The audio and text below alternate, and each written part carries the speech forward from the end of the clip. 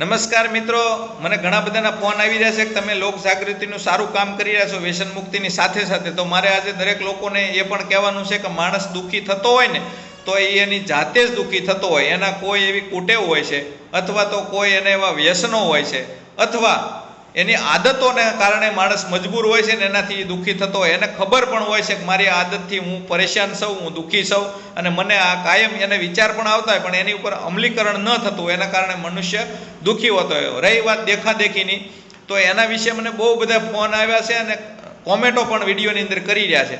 તો હવે તમને હું એક જ વાત કહું, શ્રીમતનો પ્રસંગ જે છે ને, શ્રીમતનો એ 4 જણાનો પ્રસંગ છે ને, એને 400 જણાનો આપણે કર્યો છે. કેટલાનો? 4 જણાનો પ્રસંગ, અને એને 400 જણાનો કર્યો છે. લગ્ન પ્રસંગમાં તો જે માણસની જેવી પોસ્ટ અથવા જેની જેવી ક્ષમતા એ પ્રમાણે લગ્ન પ્રસંગો કરતા હોય છે.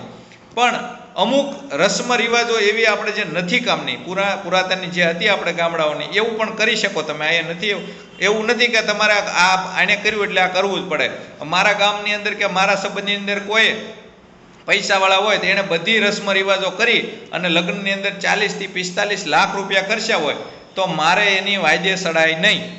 મારે મારા છોકરાઓને સમજાવવું પડે કે ભાઈ હું એટલા વર્ષથી આ કામ કરી રહ્યો છું, જે કાંઈ હું મહેનત મજૂરી કરી રહ્યો છું એની અંદર આપણે એટલા જ, આપણી કેપેસિટી એટલી જ છે. એટલે બાળકો સમજવા માટે તૈયાર જ છે. કોઈ એમ કહેતું હોય કે બાળકો હઠ લે છે તો આપણે એને સમજાવો તો સમજવા માટે તૈયાર જ હોય છે, અને બધાને ખબર જ હોય છે કે અમારા મા બાપની પોઝિશન શું છે. પણ આપણને જ અંદરથી એટલું બધું આમ હરખ હોય ને કે આપણે દેખાડી દેવું છે સગા સંબંધીઓને. એના કારણે ન કરવાની બધી રસમ રિવાજો આપણે લાવી અને હાચે કરીને શેરી વળાવી સજ્જ કરીને દુઃખ ઘેરે લાવો એવું કાર્ય આપણે કરીએ તો પછી આપણને કોણ ના પાડે. સમય સારા મોડા આવતા હોય છે ત્યારે પછી આપણે દુઃખની ઝપટમાં આવી અને દુઃખી થતા હોય છે.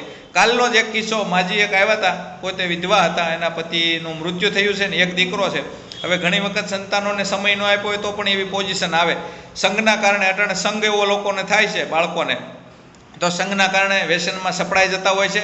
એટલે એનો દીકરો છે હતો ને, એને 3 લાખ રૂપિયાનું લેણું કરી નાખ્યું ને, અત્યારે મકાનની ફાઇલ મૂકીને કંઈક 2-2.5 લાખ રૂપિયા ક્યાંયથી વ્યાજે ઉપાડે છે ને, 10% રૂપિયા સોનાની વીંટી મૂકીને લીધા છે ને, એવું બધું ઘણું બધું માજીએ કીધું.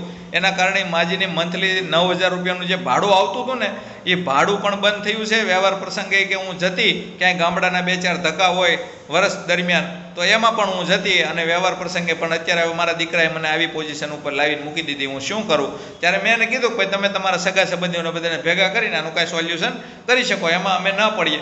પણ માણસને દુઃખી કોઈ કરી શકતું નથી, માણસ જાતે દુઃખી થાય છે, એની આદતોને વશ થાય.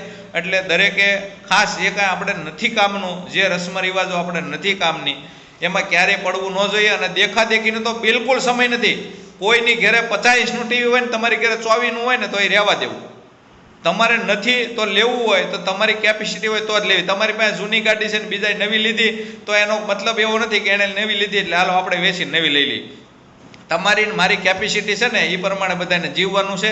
જે લોકો પૈસાવાળા છે એને તો પૈસા નાખ્યો માંગ ન હોય એટલે એને એ બાળકોને, છોકરાઓને, બાઈઓને જે કાંઈ જોતું હોય એ બધું લઈ આપતા હોય છે, કારણ કે એની પાસે રૂપિયો જ અઢળક હોય છે. પણ આપણે 4 હાંધા ભેગા થતા ન હોય, સવારે ઉઠીને હાંજનું કેમ થશે એ પૂરું ન થતું હોય ને આપણે દેખાદેખીમાં કે કોઈને દેખાડવા માટે કાંઈ વસ્તુ લઈ લઈએ, મોટી એવી કિંમતી વસ્તુ, અને પછી આપણે એનું હેન્ડલ ન કરી શકીએ અને ખોટું આપણે દુઃખી થવાનો વારો આવે એવું ન થવું જોઈએ. ઓકે, અસ્તુ, ધન્યવાદ.